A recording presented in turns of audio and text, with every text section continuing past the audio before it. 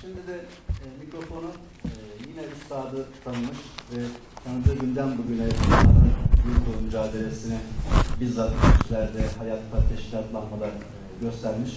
Çok sevdiğimiz abilerimizden Yazarlar Birliği Yönetim Kurulu üyesi, aynı zamanda Bahçeli Evler eski belediye başkanı Muzaffer Doğan abimize sözü bırakıyoruz. Aziz gönüldaşlar, hepinizi sevgiyle, saygıyla selamlıyorum. Allah'ın selamı, rahmeti, bereketi üzerinize olsun, üzerimize olsun. Aziz dostumu bu güzel konuşmasından dolayı tebrik ediyorum. Gayet veciz ve dolu bir konuşma yaptı. Ağzına sağlık. Bizleri 1437 Hicri yılının Ramazan'ına kavuşturan, Ramazan'ın 19. gününe kavuşturan, bu mübarek Cuma gününe kavuşturan ve bizleri bu çatı altında bir araya getiren Cenab-ı Hakk'a hamdü senalar ederek başlıyorum. Vakit daraldı. Zaten uzun uzun da konuşmaya gerek yok. Türkçe'de güzel bir tabir var biliyorsunuz. Tereciye tere satmak diye bir tabir. Ben şöyle bakıyorum ki ben 64 yaşında bir insanım. Ama burada her yaştan genç görüyorum. Kendim de o gençlere dahil olarak görüyorum. Her yaştan gençler olarak Cenab-ı Hakk'a hamd ediyoruz. Bize böyle bir davayı nasip ettiği için. Böyle bir dava yoluna bizi nasip ettiği için. Değerli arkadaşlar, değerli gönüldaşlar, bu vesileyle Hayrettin Soykan arkadaşımızı, kardeşimizi, eşini ve arkadaşlarını, akademiya mensuplarını da tebrik ediyorum. Bu çileli bir iştir. Bu salonu dolduramadığımıza bakmayın. Ben şöyle bakıyorum, salonda iğne atılsa düşecek yer yok gibi geliyor bana. Hiç boş koltuk görmüyorum ben aranızda. Ne dediğimi anlıyorsunuz. Burada bizim dışımızda varlıklar da var. O bakımdan biz az değiliz. Çok çileli, uzun yollardan geçip geliyor Büyük Doğu davası. Birinci Dünya Savaşı'nın arkasından hemen dünya bir başka savaşa daha sahne oldu. İkinci Dünya Savaşı'na. Üstadımız rahmetullahi aleyh, Necip Fazıl Kısakürek rahmetullahi aleyh hazretleri o zor zamanlarda başlattı bu davayı. Tek parti diktatoryasının hakim olduğu bir devirde, dünyanın bir hercümerç yaşadığı bir devirde, İkinci Dünya Savaşı yıllarında. Geriye dönüp baktığımızda 75 yıldan beri sürüp gelen bir dava bu. Yürüyen Büyük Doğu diyoruz. Büyük Doğu hiçbir zaman inkıtağa uğramadı. Dergi olarak her ne kadar zaman zaman bildiğim kadarıyla 16-17 kere kapatılmışsa da kapatılmalar, açılmalar, o bir dergiyi tatil etmektir. Davayı, fikri kimse tatil edemez, durduramaz. O hep yürüdü, yürüyor, yürüyecek. Çünkü bu dava Üstad Necip Fazıl Kısakürek'le, Kumandan Salih Mirza Beyoğlu'yla, falan kişiyle filan kişiyle, benimle, sizinle, sizlerle kaim değil. Bu dava Allah'ın ve Resulullah'ın davasıdır. Kıyamete kadar yürüyecek. Aziz gönüldaşlar, Sakarya şiirini hepiniz bilirsiniz. Ben de şahsen 1970 yılında ezberledim. O gün bugün ezberimde. Ama biz bunu hayata geçirme gayreti içindeyiz hepimiz. O gün bugün bu şiiri siz biliyorsunuz. 1940'lı yıllarda yazılmıştı. 47 olarak biliyorum. O şiirin bazı mısralarını arz edeceğim. Yol fakat Sakarya başka, yokuş mu çıkıyor ne? Kurşundan bir yük binmiş köpükten gövdesine. Çatlıyor, yırtınıyor yokuşu sökmek için. Hey Sakarya, kim demiş suya vurulmaz perçin? Bir başka bölümünden, insandır sanıyordum mukaddes yüke hamal. Hamallık ki sonunda ne rutbe var ne de mal. Ayrıca bir başka yerinden birkaç mısra. Divanesi ikimiz kaldık Allah yolunun. Bir başka mısra. Benimse alın yazım yokuşlarda susamak. Allah'a hamdolsun ki zor zamanlarda başlatılan Yokuşları sökmek için büyük çilelerin çekildiği bu dava bugünlere geldi. Yokuşlarda susamak. Artık davamız yokuşları geride bıraktı, düzlüğe çıktı. Meydan yeri büyük doğucularındır. Büyük Doğu İbda davasına gönül verenlerindir. Meydan bizimdir arkadaşlar. Buna inanarak söylüyorum. Bütün hücrelerimle inanarak söylüyorum. Sizin de bu inançta olduğunuzu biliyorum.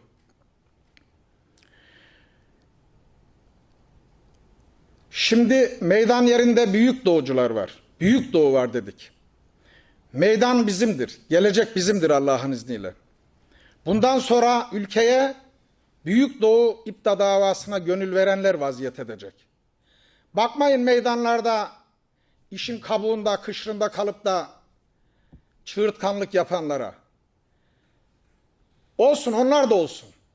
Hani önce davanın işte uzaktan uzağa ilgi duyar, sonra işin özüne doğru intikal eder. Bir fikir adamı diyor ki, dışa vurulan boyalar zamanla içe işler. Gömleğinize diyelim ki herhangi bir renkten bir boya değdi. Biraz sonra o iç çamaşırınıza intikal. Sonra derinize de. Yani böyle düşünelim. Bu manevi cephesinden bakıldığında işin, önce kabuğunda gezinenler zamanla bir bakarsınız işin özüne intikal ediverirler. Onlara da ihtiyaç var. Üstad 1940'da yazdığı, evet 1940'da tam tarihi biliyorsunuz, nakarat şiiri var. Vur kazmayı da Ferhat, çoğu gitti azı kaldı. Kişne kırat, kişne kırat, çoğu gitti azı kaldı diye. Bir dönem başbakanlık yapan, cumhurbaşkanlığı yapan, şimdi öbür aleme göç etmiş birisi vardı. Süleymanname diye o meşhur hiciv şiirine muhatap olan zat. Bu şiiri zaman zaman kullanıyordu. Ben hep şahit oldum. Kendine yontuyordu. Halbuki bu başka bir niyet için söylenmiştir. Bu şiirin bir yerinde diyor ki, doğar bir gün benim günüm, çoğu gitti azı kaldı diyor üstad. Bir başka yerinde de bir dörtlük olarak, bir başka dörtlüğünde, ektik ektik yetişecek, bütün yollar bitişecek, çoğu gitti azı kaldı diyor. Çoğu gitti azı kaldı. Resulullah Efendimiz'e biliyorsunuz ikindi peygamberi denir. Kıyamete yakın son peygamber olması hasebiyle ikindi vaktinin ikindi vakti çok kısa bir vakittir. Şimdi biz davamızın düzlüğe çıktığı bir hengamedeyiz. Cenab-ı Hakk'a yalvarıyoruz. Bize düşenleri yapmaya gayret ediyoruz. Hiç bizim ummadığımız bir zamanda büyük fütuhatlar gerçekleşebilir. Büyük fetihler gerçekleşebilir. Yeter ki biz buna aşkla inanalım. Aziz gönüldaşlar,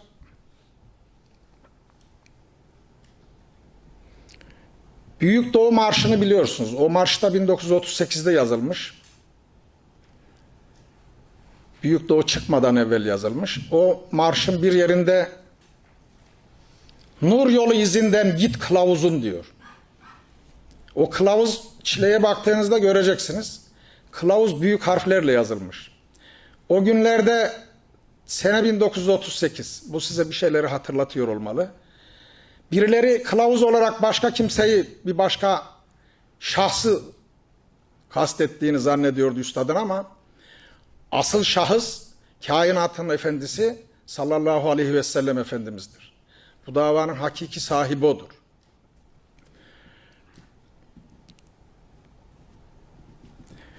Bir başka şiirinde de ustada kalırsa bu öksüz yapı onu sürdürmeyen çırak utansın diyordu üstad.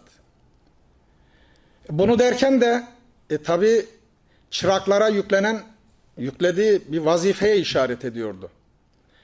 Çırak bile, ben kendi namı hesabıma konuşuyorum. Henüz bu davanın çırağı falan olamadım. Son senelerde bir çıraktır, kalfalıktır, çıraklıktır, ustalıktır lafı gidiyor. Herkes birden usta oluveriyor. Kimseye sözümüz yok. Ama ben hala işin çıraklık noktasına bile geldiğimi iddia edemem. Ama aşkla bu davaya bağlı olduğumu pervasızca huzurunuzda söylemek istiyorum. Bu mübarek cuma günü oruçlu ağzımızla ve bu mübarek Ramazan günü. Aziz gönüldaşlar, sözü uzatmayacağım. Üstad zaman zaman da lafımın dostusunuz, çilemin yabancısı, yok mudur sizin köyde çeken fikir sancısı diyordu. Böyle hayıflandığını biliyoruz. Konferanslarında, yazılarında zaman zaman değişik ifadelerle hayıflandığını biliyoruz. Bu asla bir ümitsizlik işareti değildi. Bu davaya gönül verenleri bir anlamda kamçılama, bir hedef gösterme, hedefe katma şeklinde anlaşılmalıydı. Öyle de anlıyorduk zaten. Değerli gönüldaşlar, üstadımızı ve Büyük Doğu'yu artık hamasi nutukların, nostaljik anma günlerin konusu olmaktan çıkarmak noktasındayız. Bu tür faaliyetleri yapanlara biz bir şey demeyelim. Yapsın, herkes kendi bildiğini yapar ama Büyük Doğu davası ve Üstad Necip Fazıl'ın büyük çileler çekerek bize emanet ettiği dava bir nostalji davası değildir. Bir hamasi nutuk atma davası değildir. Eşya ve hadiselere davayı nakşetme davasıdır. Herkes bulunduğu yerde bu işin azami gayretini ortaya koymalıdır. O günlere doğru gidiyoruz zaten. Demin de ifade ettiğim gibi bütün yolların bitişeceği günler yakındır. Yeter ki biz temel vazifemizi idrak edelim. Üstad ümit ettiği, beklediği gençliğin vasıflarını demin sunucu kardeşimiz de okudu onu. Şu vasıflarla dile getirmişti. Ben de sözlerimi o şekilde bağlayacağım. Geliyorlar demişti Üstad. Alınları fikir çizgili. Gözleri kara. Alınları fikir çizgili. Ben şöyle bakıyorum buradan. Bu vasıfları sizlerde görüyorum. Değerli kardeşlerim, aziz gönüldaşlarım. Gözleri kara. Alınları fikir çizgili. Kalpleri ceylan. Merhametli o derece ileri. İradeleri çelik ama iradede de çeliğe taş çıkartacak kadar irade sahibi. İrfanları tarla. İdrakleri bıçak. Edaları şiir. Diyalektikleri ipekten örgü. Geliyorlar demişti. Geliyoruz. Geleceğiz. Gelecek bizimdir. Çileye her nedense alınmadığını bildiğim bir şiir var.